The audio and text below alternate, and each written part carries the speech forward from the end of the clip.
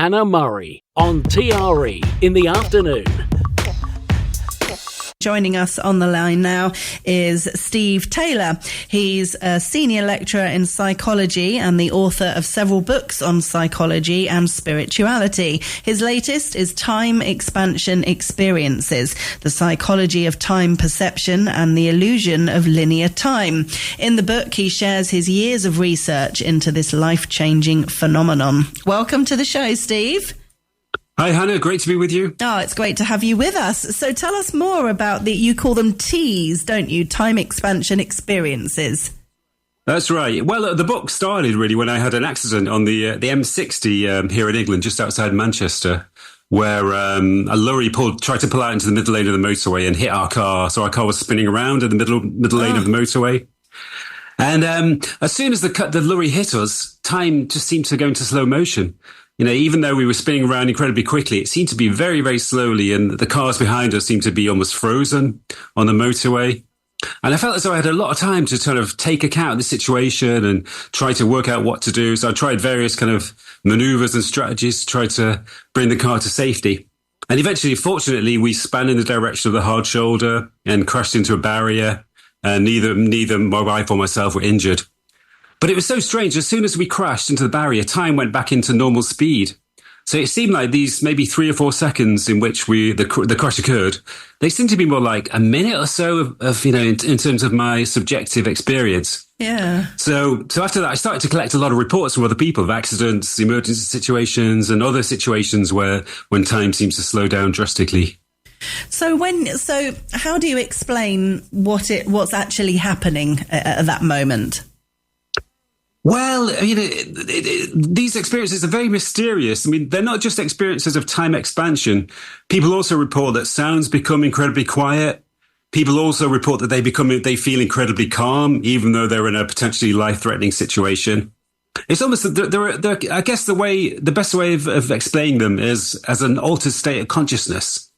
There are also some other situations when people experience time expansion. Sometimes sports people, athletes report that time slows down when they're playing in a game or a competition. Athletes in long distance races or even sprints or football matches sometimes report this. So it's almost as if there are certain states of mind where we shift into a different state of consciousness. And as soon as we shift into a different state of consciousness, we have a different experience of time. It's almost as if we step into a kind of wormhole and then time just stretches expansively around us. Yeah. And can we bring these moments to ourselves, or do they happen to us? Most of the time, we don't really have any control over them. I think most people, I've done surveys which suggest that about 3/4 of people have experienced this kind of time expansion. And I guess, when you take the example of athletes or sports people, they have these experiences quite regularly. And I suggest in the book that the highest level sports people, the greatest sports people of all time, they experience this as their normal state. They actually experience time as passing more slowly than other people. Like somebody like Lionel Messi, for example, the footballer, and Don Bradman, the famous cricketer. I think they actually had a slow down experience of time, which gave them an amazing advantage over their competitors. So I think there are some athletes who try to train themselves to enter this, they call it the zone state, in which time seems to slow down. So I think if athletes can do it, then we can also do it. I think, there are certain mental techniques, meditative or mindfulness techniques that we could use to slow down time.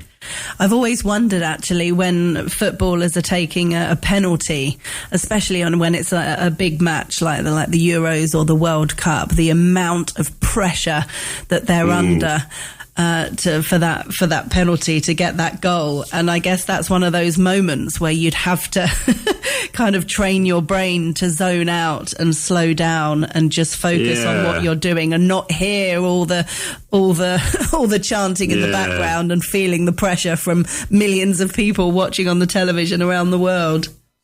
That's right. And I think, a lot of football teams now and other sports teams have sports psychologists who train people to get into that kind of zone state where they become so focused and so absorbed in the situation that they forget their external surroundings. And in a way, it is a bit similar to an accident or to an emergency situations, because there's the same kind of muffled awareness of your surroundings, the same kind of deep absorption in what's happening in that moment. So it's probably a very similar state of consciousness. Yeah. And also, I guess, to help your nerves in a situation or fears, whether it's getting up on stage to do public speaking or being afraid of flying, we can easily allow our brains to go, oh my God, oh my God, oh my God, and get up, make ourselves go crazy with nerves and anxiety if you start tapping into that fear and allowing your brain to start realizing the seriousness of a situation the same time as a car accident, as you say, but you have to train your brain to chill out and relax. Otherwise, you give yourself a panic attack or worse. That's right. Well, one of the strange things, one of the kind of paradoxical things that emerged from my research is that, when we do face these critical emergency situations, when we suffer a bad fall that may potentially lead to serious injury, or when we have a car crash or another kind of accident, in most cases, we actually feel incredibly calm. There's a strange sort of detached state of well-being that people experience in these situations. So for me personally, once I had that accident, it made me realize that, I wasn't, I could cope. I will be able to cope with these situations. There's something inside us that seems to kind of rise to the surface in these situations and give us a calm sense of well-being that enables us to cope with the situations and to take some preventative action. Yeah, it's true. If you think about something like that happening when you're okay, you think, oh my goodness, how would I cope with that? That would be the worst thing ever. But then when it does happen, ideally something kicks in, so you do cope with it. Yeah, I mean, there's a story I tell in the book about a woman I interviewed who she was 6 months pregnant at the time, and her house was attacked by robbers who tried to break into her house. And she had a replica gun. She was in the US. She had a replica gun, which she pointed at the robbers. But they had a real gun, and they shot at her 4 times up to the balcony. But she said that she was so calm, and she felt as though she had so much time to respond to the situation, that all these kind of thought processes went through her mind about, how can I fall to make sure I don't damage the baby? What should I do? She made a decision that she should fall to the ground very gradually and in such a way that she wouldn't harm her baby. So the 2 or 3 seconds in which the shots were fired, it seemed to stretch out to about half a minute of normal time. But again, she had this calm state of well-being, which enabled her to respond to the situation. Gosh, isn't that amazing? So with all your years of research into this, what are some of the things that you've found out then that you didn't know before? Well, I found out that these experiences are quite common. Time expansion experiences happen to most people at least once in their lives. Maybe about 75% of people have had at least one experience. Many people have had multiple experiences of time expansion, not just in accidents or emergencies, but in other more kind of pleasant situations. Sometimes people experience them after a meditation or when they're walking in the countryside. Sometimes when they're, with loved ones and they feel an intense sense of connection to their loved ones. It's as if somehow, I think the main conclusion I reach in the book is that time is a kind of illusion. Time is so flexible, it passes at different speeds in different situations.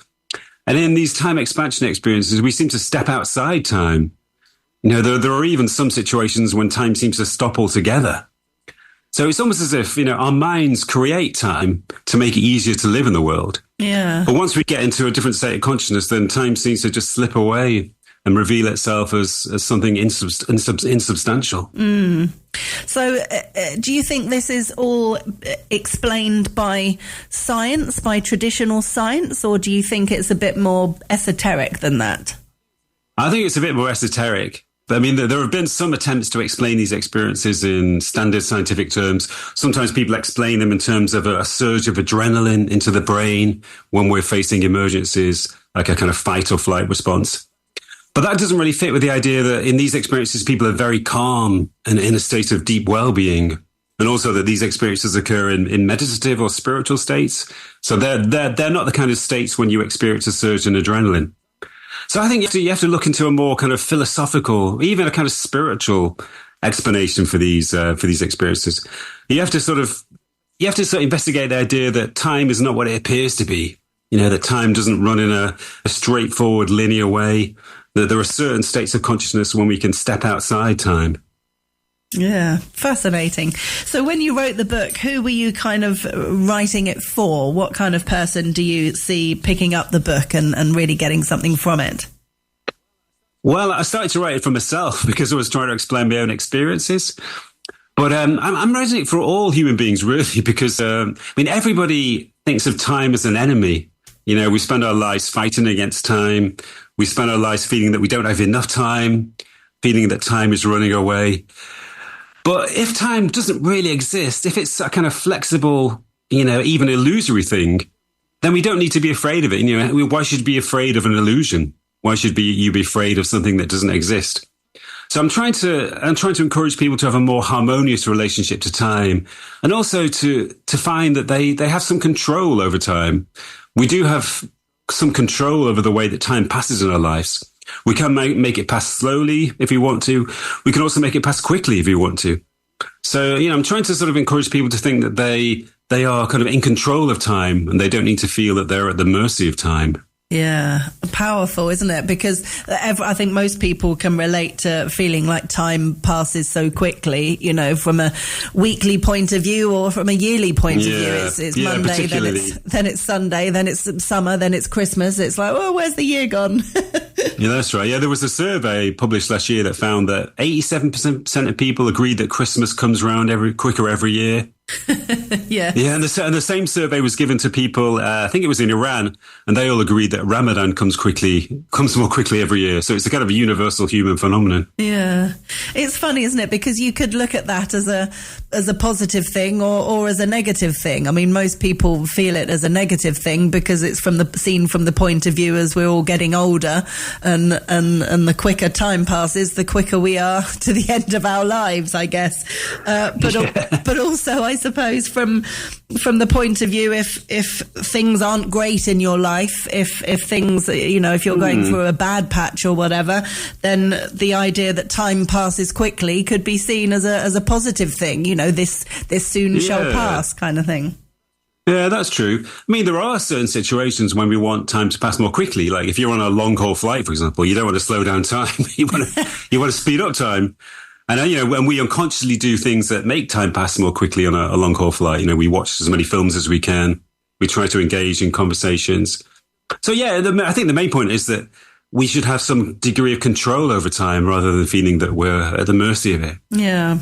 Yeah, nice. Well, if people want to get a copy of the book, it's called Time Expansion Experiences. It's available on our website, tre.radio, and it's by Steve Taylor, who we've been chatting with today. Steve, thanks so much for joining us. It's a pleasure. Thanks very much.